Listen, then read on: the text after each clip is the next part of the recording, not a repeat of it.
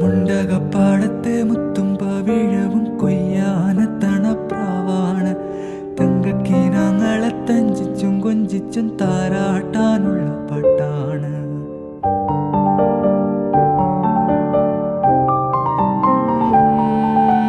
മുണ്ടകപ്പാടത്തെ മുത്തും പവിഴവും കൊയ്യാന തണപ്രാവാണ്. തങ്കക്കീനാങ്ങളെ തഞ്ചിച്ചും കൊഞ്ചിച്ചും താരാട്ടാനുള്ള പാട്ടാണ്. പാലാഴി തിങ്കൾ വന്നു കൊണ്ടുവന്ന